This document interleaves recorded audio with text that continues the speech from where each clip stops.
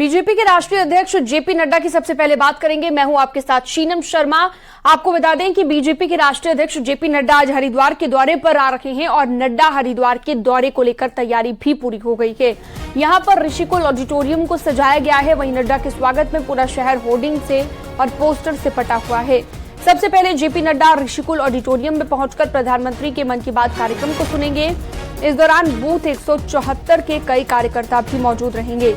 उसके बाद जेपी नड्डा आध्यात्मिक संस्था शांतिकुंज के देव संस्कृति विश्वविद्यालय में आयोजित कार्यक्रम में भी शिरकत करेंगे और दोपहर के बाद नड्डा बीजेपी प्रदेश कोर कमेटी के साथ बैठक भी करेंगे।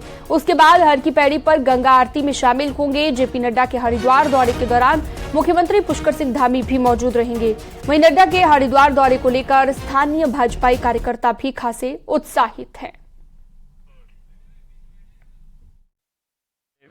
वृक्षारोपण का कार्य करेंगे और उसके बाद में आदरणीय प्रधानमंत्री मोदी जी के मन की बात जो माह के अंतिम रविवार को होता है उसको यहाँ अपने बूथ नंबर 174 के कार्यकर्ताओं के साथ में यहाँ पर सुनेंगे।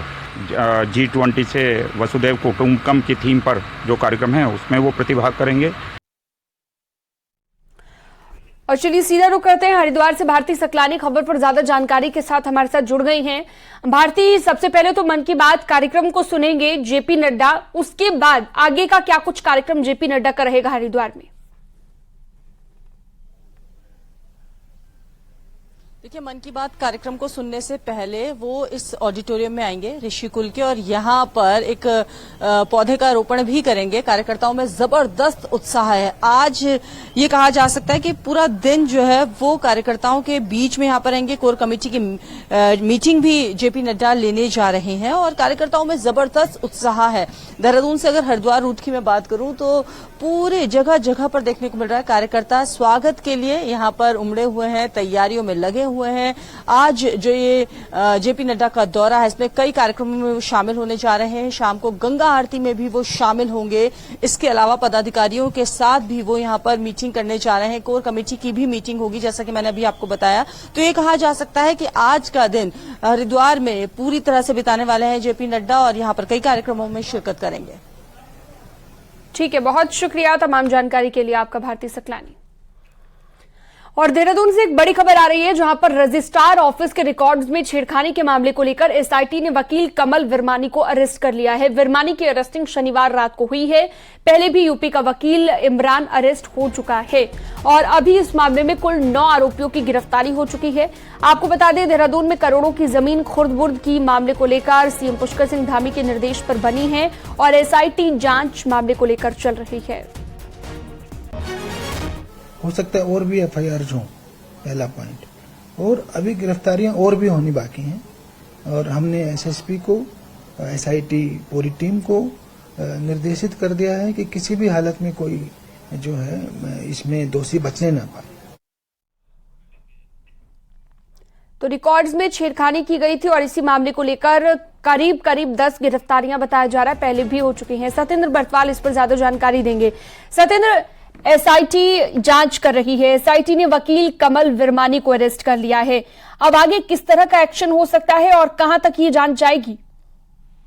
बिल्कुल, मैं आपको बता दूं, देहरादून के रजिस्ट्रार और कलेक्ट्रेट रूम के जो दस्तावेज लगातार चोरी हो गए थे उनमें हेरा फेरी हुई थी जिसके कारण चाय बागान की जमीनों का भी हेरा फेरी हो रहा था। मामले में जांच करी जो एसआईटी उसने अभी तक 9 लोगों को अरेस्ट किया है, जिसमें मुख्य जो गिरफ्तारी देहरादून का जो बड़े वकील है कमल बिरमानी की बताई जा रही है। कमल बिरमानी क्योंकि देहरादून में एक नामी वकील है, लंबे समय से देहरादून के कोर्ट में प्रैक्टिस कर रहे थे, तो इनकी कल देर रात इनकी अरेस्ट पुलिस ने किया है। क्योंकि लंबे समय से अगर हम बात करें देहरादून की, तो देहरादून के जो खाली जमीनें हैं या सरकारी जमीनें उस पर भू माफियाओं की नजर थी, जिसकी शिकायत पर मुख्यमंत्री पुष्कर सिंह धामी ने एक सीनियर आईपीएस की अध्यक्षता में एक एसआईटी भी तैयार की थी और उस एसआईटी ने अभी तक 9 लोगों की अरेस्ट किया है।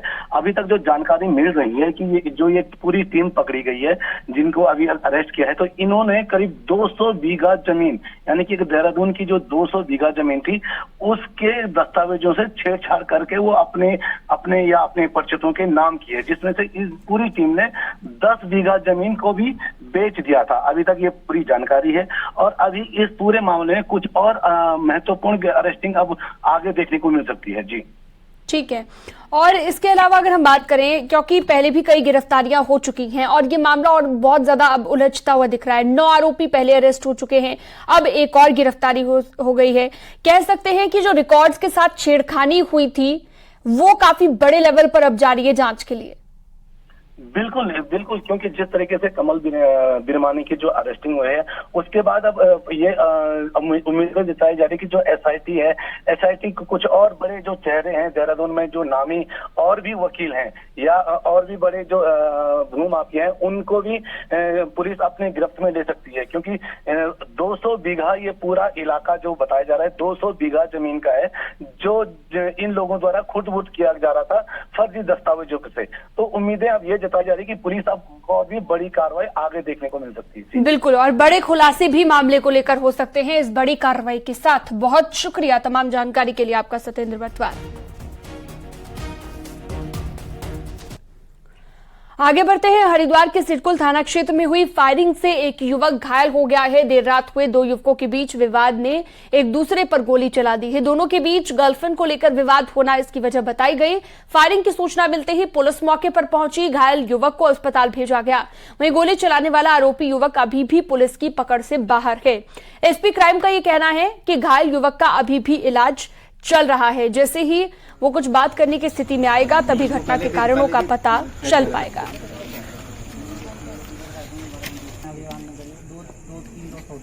इसको पहले भी फैस गया था। इसको कैसे बताया कि ये चीज ज्यादा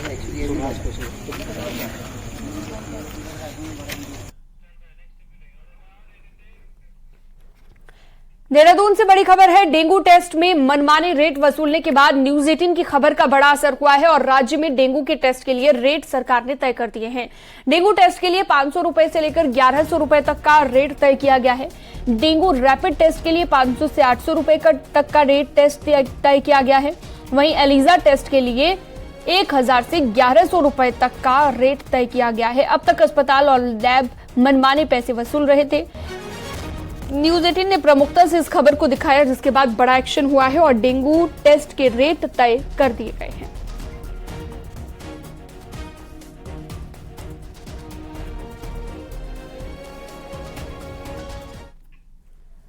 उत्तरकाशी जिला मुख्यालय में बीच बाजार में एक मोबाइल की दुकान में आग लगने से 2 दुकानें जलकर राख हो गई। आग लगते ही पूरे बाजार में अफरा तफरी का माहौल बन गया। स्थानीय लोग खुद ही दुकान की आग बुझाते हुए नजर आए। सूचना के 45 मिनट के बाद फायर ब्रिगेड की टीम पहुंची, लेकिन तब तक आग दुकान में रखा लाखों का सामान जलाकर राख कर चुकी थी। फायर ब्रिगेड की टीम आग पर बमुश्किल काबू पा सकी, जिससे आसपास की दुकानों को बचाया जा सका। दरअसल आग बीच बाजार में लगने से दहशत का माहौल देखने को मिला। बड़ी तादाद में स्थानीय लोगों की भीड़ भी मौके पर उमड़ी दिखाई दी। घटना की एक्सक्लूसिव तस्वीर भी न्यूज 18 आपको दिखा रहा है। किस तरह के हालात आग लगने के बाद उत्तरकाशी जिला मुख्यालय में देखे गए।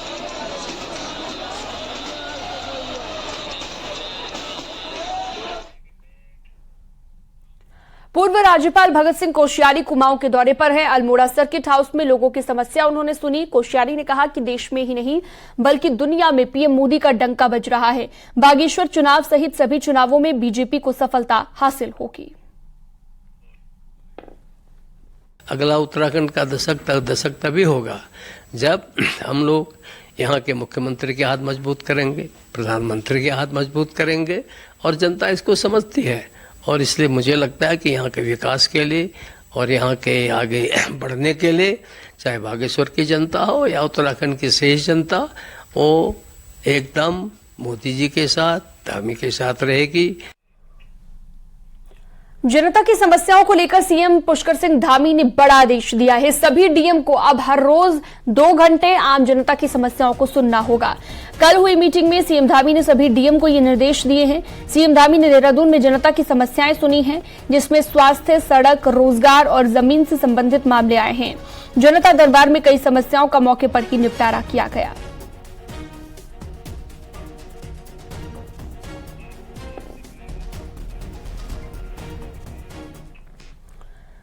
कांग्रेस को छोड़कर बीजेपी में आई विधायक ने अपनी ही पार्टी के नेताओं की सोशल मीडिया के जरिए फजीहत करा दी। आनन फानन में पार्टी अध्यक्ष ने विधायक को तलब किया और विधायक से स्पष्टीकरण भी मांगा। यमकेश्वर से बीजेपी विधायक रेणु बिष्ट की फेसबुक पोस्ट ने सोशल मीडिया पर हल्ला काटा हुआ है, यानी कि बवाल मचा दिया है। दरअसल फेसबुक पर विधायक ने पोस्ट कर दी थी, पिछले 22 साल में यमकेश्वर के लोगों के साथ छल हुआ है, उन्हें विकास से वंचित रखा गया। विधायक की इस पोस्ट की वजह से काफी शोरगुल देखने को मिल रहा है, क्योंकि विधायक खुद बीजेपी से और पिछले 22 सालों से ये सीट बीजेपी की ही रही है, यानी कि यहाँ जितने भी यहाँ पर विधायक रहे बीजेपी के ही रहे। और फिर आखिरकार बीजेपी विधायक का निशाना किसकी ओर है? वहीं बीजेपी विधायक के पोस्ट से बवाल मचा के आनन फानन में बीजेपी प्रदेश अध्यक्ष ने विधायक को तलब किया और साथ ही स्पष्टीकरण भी मांगा है। विधायक ने प्रदेश अध्यक्ष को अपना स्पष्टीकरण सौंपा है। जब से राज बना तब से लेके अब तक यमकेश्वर विधानसभा को भारतीय जनता पार्टी ने ही रिप्रेजेंट किया है और बीजेपी की वर्तमान विधायक ये कह रहे हैं कि 20-22 वर्ष से उस पूरे विधानसभा क्षेत्र की उपेक्षा करी, तो यानी कि भारतीय जनता पार्टी के जनप्रतिनिधियों ने वहां पर काम नहीं किया, ऐसा आरोप रेणु बिष्ट लगा रही हैं। कि पिछले कुछ दिनों से सोशल मीडिया में एक विषय चल रहा था, मैंने कहा था कि मैं माननीय विधायक से वार्ता करूंगा। जब वो कल मुझसे मिली तो स्पष्ट तौर में कह सकता हूं कि उनकी मंशा उस विषय का उस रूप में नहीं थी। उन्होंने बताया कि नया उन्होंने उनके साथ कोई कार्यकर्ता रहा होगा, उसने पोस्ट डाली, तो जैसे उनकी पोस्ट संज्ञान उन्होंने पोस्ट वो हटा दी थी। और क्योंकि उन्होंने इस बात को स्वीकार किया कि यमकेश्वर में जितना विकास हुआ है वो भारतीय जनता पार्टी शासन में ही हुआ है। हल्द्वानी शहर को एक खास और नई पहचान मिलने जा रही है। आखिर क्या ये पहचान है और क्या इसका पीएम मोदी से कनेक्शन है, आपको दिखाते हैं।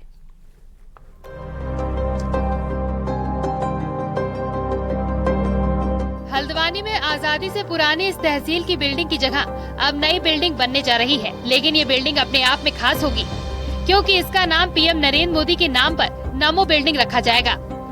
इसका फैसला नगर निगम की बोर्ड बैठक में हुआ है। एडमिनिस्ट्रेटिव बिल्डिंग कॉम्प्लेक्स बन रहा है, उसका नामकरण बोर्ड ने सर्वसम्मति से ध्वनिमत से नमो बिल्डिंग, नमो भवन, नरेंद्र मोदी भवन के नाम पर उसको सहमति प्रदान की है। ये एक ऐसी अट्टालिका है जो हमारे हल्द्वानी में बनेगी, यानी हल्द्वानी में अब एक बिल्डिंग पीएम मोदी के नाम से होगी। हल्द्वानी के लोग भी नगर निगम के इस फैसले का स्वागत कर रहे हैं। माननीय नरेंद्र मोदी जी जो इस समय पूरे वर्ल्ड में फेमस हैं, तो उनके द्वारा 2200 करोड़ रुपए भी दिया गया है यहाँ, और उनके द्वारा इतने विकास कार्य वगैरह चल रहे हैं, तो उनके नाम पे हमारा भी फर्ज बनता है कि नगर निगम का भी फर्ज बनता है। दरअसल पीएम मोदी ने साल 2022 में अपने हल्द्वानी दौरे में शहर के लिए 2200 करोड़ का तोहफा दिया था और इसी से शहर की तस्वीर भी बदल रही है। ऐसे में उनके नाम से एक महत्वपूर्ण बिल्डिंग का होना शहर को एक खास पहचान देगा। हल्द्वानी से न्यूज 18 के लिए शैलेंद्र नेगी की रिपोर्ट। और एक बार फिर से टिहरी जिले के प्रतापनगर विधानसभा के 2 युवक अफ्रीका में फंस गए हैं और परिजनों का ये कहना है कि वेस्ट अफ्रीका के गाम्बिया में होटल मालिक द्वारा बीते 8 दिनों से उनसे बिना तनख्वाह के काम कराया जा रहा है और दोनों युवकों के पास पासपोर्ट भी जब्त उनके कर लिए गए हैं। परिजनों ने विदेश मंत्रालय से दोनों युवकों को वापस लाने की गुहार लगाई है। दोनों युवकों के नाम जसपाल लाल और विजय लाल है।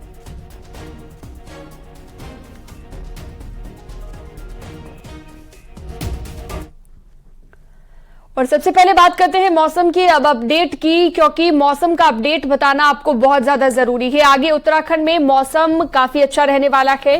मौसम विभाग के मुताबिक अगले 10 दिन बारिश की कोई संभावना अब नहीं है, जिससे स्थानीय लोगों ने राहत की सांस ली है। साथ ही बाहर से आने वाले टूरिस्ट और चारधाम यात्रियों के लिए भी अच्छी खबर है। मौसम विज्ञान केंद्र के मुताबिक अगले 8 से 10 दिन तक राज्य में बारिश से राहत के आसार हैं। हालांकि कुछ जगहों पर हल्की या फिर बहुत हल्की बारिश हो सकती है।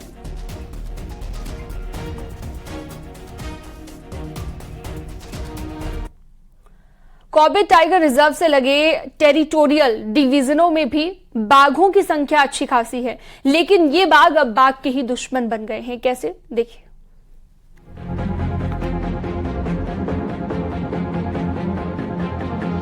बाघ एक एकाकी जीव है। ये जंगल में अपना साम्राज्य बनाता है, जिसमें दूसरे बाघ को एंट्री नहीं दी जाती है।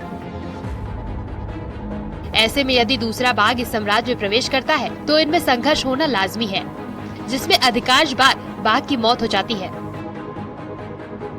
यदि हम रामनगर, तराई पूर्वी, तराई पश्चिमी, तराई केंद्रीय और हल्द्वानी वन प्रभाग में नजर डालें तो बीते 5 सालों में यहाँ 26 बाघों की मौत हो चुकी है, जिनमें से अधिकांश मामले आपसी रंजिश के हैं। चुनौतियां इस रूप में बढ़ रही कि यहाँ पे बाघों से बड़ा संघर्ष चल रहा है, बाघों का इंसान से संघर्ष चल रहा है, इनकी सुरक्षा को लेकर भी बड़े खतरे हैं। तो कुल मिला के टेरिटोरियल डिविजन्स में वो फंडिंग भी नहीं है, वो पुख्ता इंतजामात भी नहीं है और स्टाफ भी उस तरह से ट्रेंड नहीं है जैसा नेशनल पार्कों और टाइगर रिजर्व में होता है। उधर इन टेरिटोरियल डिवीजन में बढ़े बाघ अब विभाग के लिए कई चुनौतियां बढ़ा रहे हैं। इनमें पोचिंग और कॉन्फ्लिक्ट तो शामिल ही है, साथ ही बाघ से बाघ को बचाना भी बड़ी चुनौती हो गई है। इसके लिए विभाग यहाँ इनके हैबिटेट को और बेहतर बनाने की योजना बना रहा है, जिससे बाघों के आपसी संघर्ष के साथ ही कॉन्फ्लिक्ट की समस्या को कुछ हद तक दूर किया जा सके।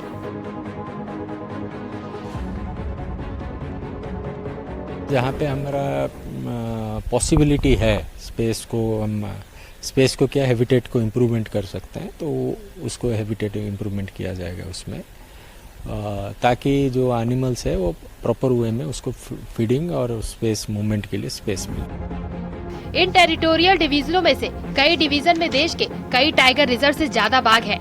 ऐसे में इनके पर्यावास को बेहतर बनाना ही फिलहाल इसका उपाय नजर आ रहा है। लेकिन इसमें लगने वाले फंड का इंतजाम कहां से हो, ये सवाल विभाग के आगे मुंह बाए खड़ा है। न्यूज़ 18 के लिए रामनगर से गोविंद पाटनी की रिपोर्ट। आगे बढ़ते हैं, देवप्रयाग से बड़ी और बुरी खबर है। यहाँ पर रेलवे में काम करने वाला एक युवक अचानक नदी में गिर गया। बताया जा रहा है कि नींद की झपकी आने के कारण युवक गिर गया। ये पूरी घटना सीसीटीवी में कैद हो गई है, जिसमें देखा जा सकता है कि युवक खड़ा है और खड़े खड़े ही युवक को झपकी आ गई और नदी में गिर गया। अब युवक की तलाश की जा रही है नदी किनारे और नदी में भी सर्च ऑपरेशन चलाया जा रहा है।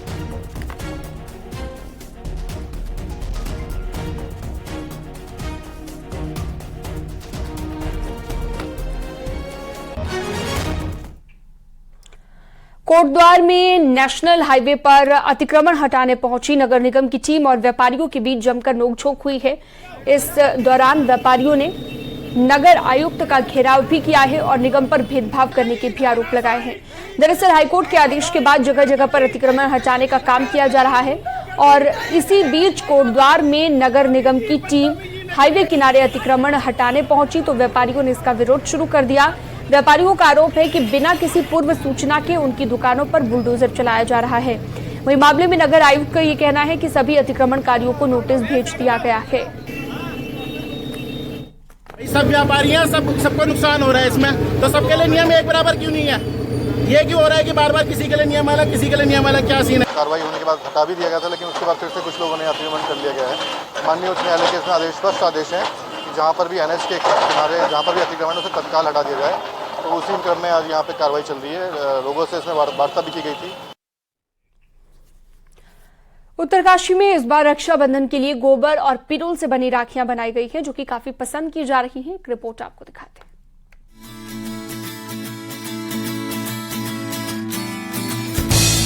रक्षाबंधन का त्योहार आने वाला है, जिसको लेकर बाजारों में दुकानें सजने लगी हैं और लाल, पीली, हरी, नीली हर प्रकार की राखियां बहनें अपने भाइयों के लिए खरीद रही हैं। उत्तरकाशी की कुछ दुकानों में गोबर और पिरूल की राखियां भी आकर्षण का केंद्र बनी हुई हैं। खासकर गोबर की राखियां धार्मिक महत्व के कारण भी खासी पसंद की जा रही है। स्थानीय महिलाओं द्वारा वोकल फॉर लोकल को देखते हुए ये राखियां बनाई गई हैं। मेरा कहना है कि यह राखियां हम खुद बना रहे हैं और यह ज्यादा वो भी नहीं है, प्राइस भी नहीं है, इसलिए हमने इसका कम प्राइस रखा है। 10-20 रुपए बिक्री का और यह परसेप्शन मैंने खुद लिया और हम खुद बना रहे हैं। विगत 2 सालों से हम गाय के गोबर की राखियां स्वयं उत्तरकाशी में बना रहे हैं और इसका निःशुल्क प्रशिक्षण भी लोगों को देते हैं। गाय की गोबर की राखियों का प्रचलन अब धीरे धीरे बहुत बढ़ रहा है। इस साल भी काफी लोग स्पेशली गाय के गोबर की राखी के लिए हमारे पास आ रहे हैं। पुरोला में महिलाओं का एक समूह पिरूल और गोबर से राखियां तैयार कर रहा है। पिरूल की राखियां जहां 20 से 30 रुपए में, वहीं गोबर से बनी राखियां 10 से 20 रुपए में बिक रही हैं, जिससे महिलाओं को रोजगार भी मिल रहा है। निरंतर इस प्रयास में हैं कि महिला समूह द्वारा स्थानीय उत्पादों के लिए जो लोकल फॉर वोकल जो थीम है उसके लिए हम काम करें, तो उसमें ये एक अच्छा मील का पत्थर साबित हो सकता है। हालांकि स्थानीय स्तर पर तैयार की जा रही इन राखियों के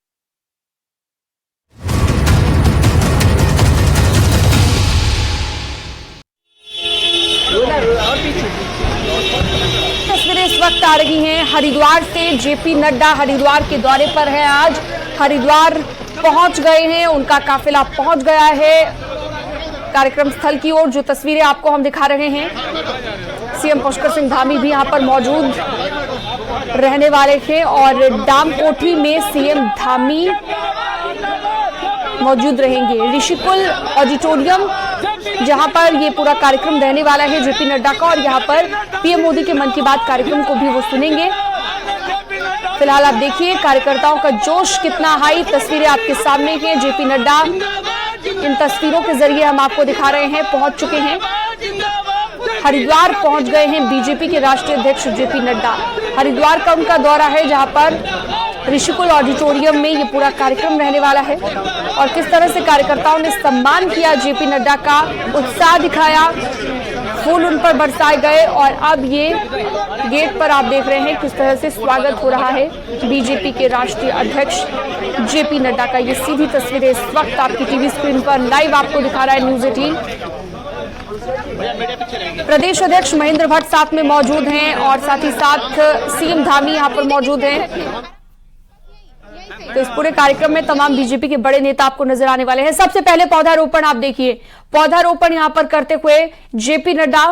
बीजेपी लगातार ये अभियान चला रही है और जहां पर भी बीजेपी के तमाम नेता किसी भी कार्यक्रम में पहुंचते हैं तो सबसे पहले पौधारोपण के साथ कार्यक्रम की शुरुआत होती है और अब इसके बाद थोड़ी ही देर में पीएम मोदी का जो मन की बात का कार्यक्रम है 11 बजे का, वो भी सुनेंगे यहां पर तमाम नेताओं के साथ जेपी नड्डा। फिलहाल ये तस्वीर जिसमें आप देख सकते हैं कि पौधारोपण किया जा रहा है। बीजेपी के राष्ट्रीय अध्यक्ष जेपी नड्डा, बीजेपी के प्रदेश अध्यक्ष महेंद्र भट्ट साथ में मौजूद हैं और इसके साथ ही खुद मुख्यमंत्री पुष्कर सिंह धामी पौधे को पानी देते हुए, वृक्षारोपण करते हुए जेपी नड्डा को इस वक्त आप देख रहे हैं। दरअसल हरिद्वार का दौरा है जेपी नड्डा का और यहां पर तमाम कार्यक्रमों में वो शिरकत करेंगे, लेकिन सबसे पहले मन की बात कार्यक्रम सुनेंगे। ये लाइव तस्वीरें इस वक्त ऋषिकुल ऑडिटोरियम के बाहर की। बीजेपी के अध्यक्ष जेपी नड्डा पहुंच गए हैं हरिद्वार।